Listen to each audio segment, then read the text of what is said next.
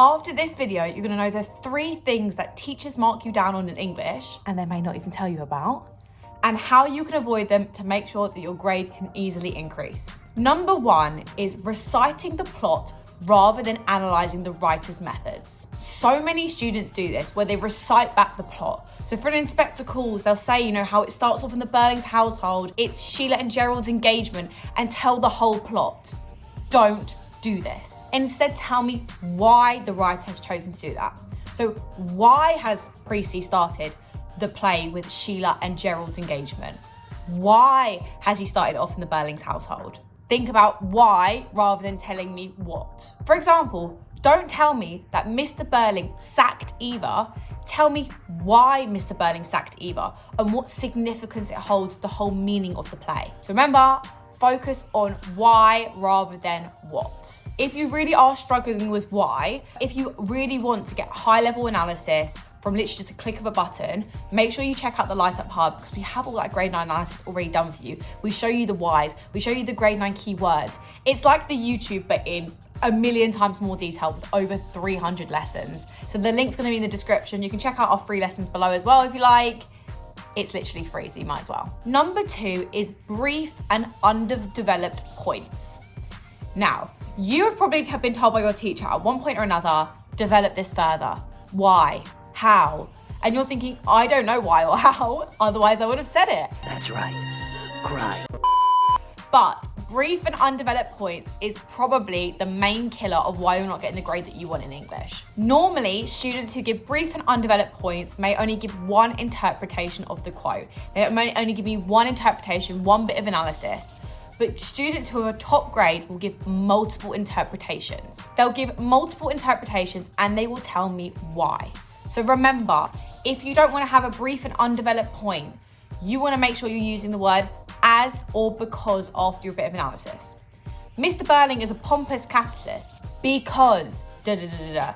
Mr. Burling is a pompous capitalist as da-da-da-da-da. Use those 2 words and it will help you develop it if you're really struggling. And also, students who have undeveloped points do not include alternative interpretations. If you want to get a top mark, if you want to really hit those top bands in an easy way, make sure you have alternative interpretations. On the Light Up Hub, we show you the critical interpretations and how to include even critics' actual interpretations within your essays, but you want to have alternative interpretations. They are so important. And number 3 is that students do too much context and are not specific enough. So what your teacher or examiner does not want from you is we don't want a whole history essay. We don't want to know the whole backstory about 1912 or 1945, or whatever book you're studying. We don't want to know that. We want very specific context. So say, for example, let's take an inspector calls. Let me show you what you shouldn't say and what you should say. So don't say this, for example. In the Edwardian era, people had different views. People had views that meant they didn't want to share as much and didn't like the NHS. They also wanted to keep all their money and not share with other people. This was called capitalism. On the other hand, there was a belief in this time that was the opposite one. People wanted to share their money and believed in the NHS. This was called socialism. That is too long-winded. We could have got to the point. We don't need a whole history essay. Let's keep it short and specific and then, of course, link it back to whatever we're talking about in our paragraph. So this would be a better version of context. In the Edwardian era, society could be seen to be split into capitalists and socialists. These were conflicting ideologies as capitalism favoured the personal interest and finance of the individual, whereas socialism was more focused on equal distribution within society. Simple.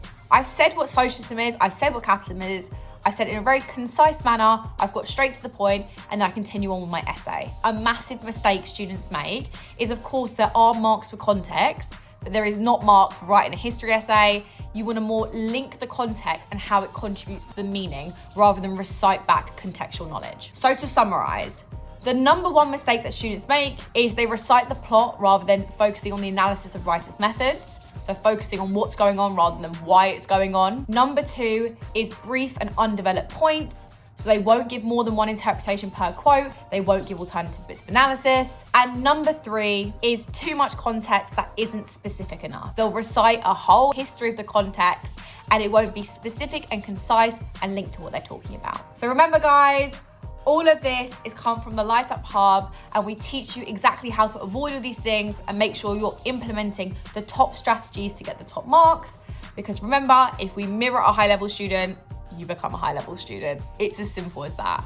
And if you do like these videos, please make sure you subscribe to the channel because it really does help. We're trying to grow the channel. It's a bit of a new channel, so we're trying to help as many of you as we possibly can. And if you did find this helpful, please send it to a friend or two and just say, hey, this might be helpful. And so we can all be smashing it together. Have a lovely day, guys, and I'll see you in the next video. Bye.